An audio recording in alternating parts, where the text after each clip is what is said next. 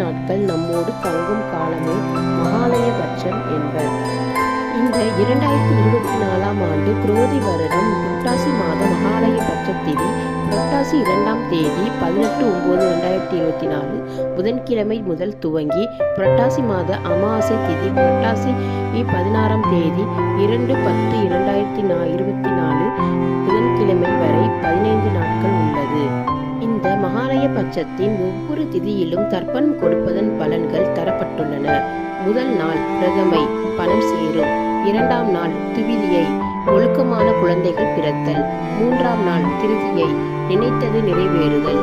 4ஆம் நாள் சதுர்த்தி, பகைவர்களிடமிருந்து தப்பித்தல். 5ஆம் நாள் பஞ்சமி, வீடு நிலம் முதலான சொத்து வாங்குதல். 6ஆம் நாள் சஷ்டி, புகழ் கிடைத்தல்.